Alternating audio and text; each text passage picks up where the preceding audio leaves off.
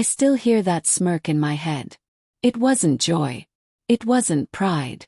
It was ownership. The day I walked into that living room, clutching the papers that had cost me years of sleepless nights, double shifts, and endless sacrifices, I thought it was finally over. I thought I had earned his respect.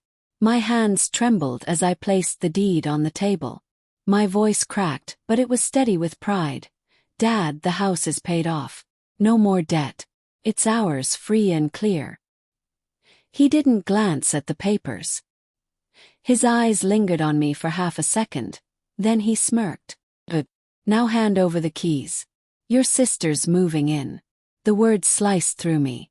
All those skipped meals, all those paychecks drained into this place, all the years I had carried what he never cared to lift, and it still meant nothing.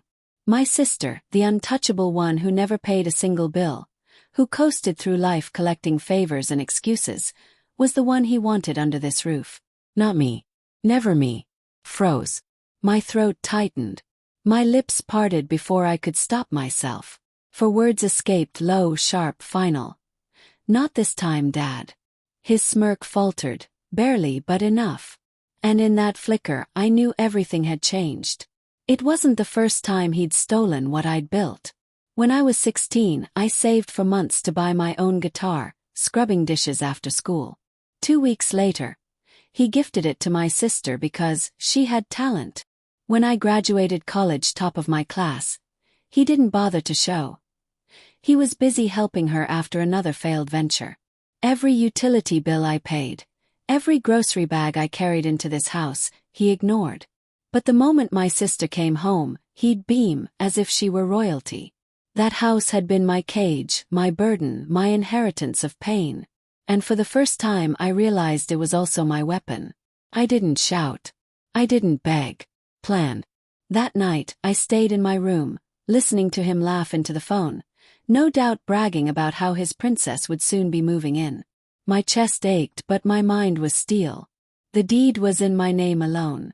Every payment traceable. Every document airtight. The law was mine, even if his love never was. He thought he'd always control me, that I'd keep bending, keep breaking. But silence isn't surrender, it's strategy. By dawn I had gathered everything. Papers, receipts, copies.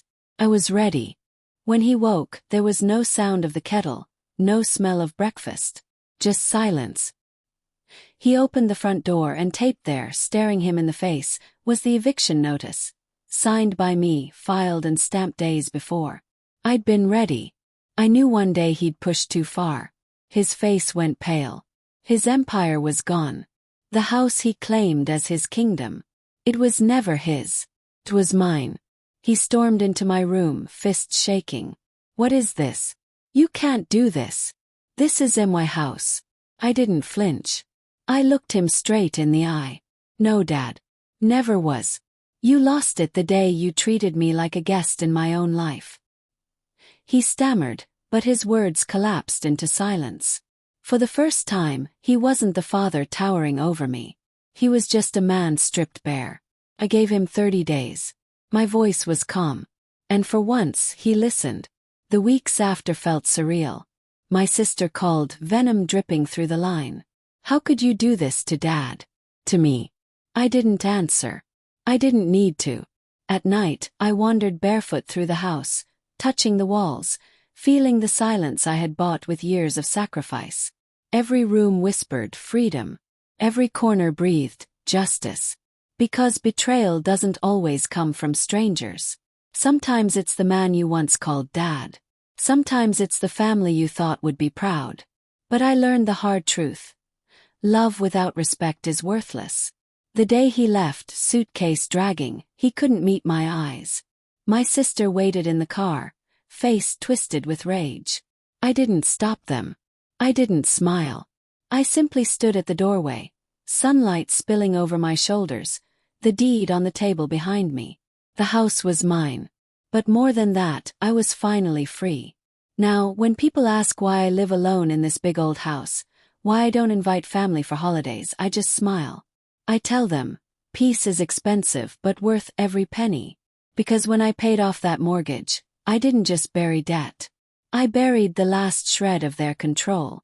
And whenever I whisper those 4 words, "Not this time, Dad," I feel nothing but power.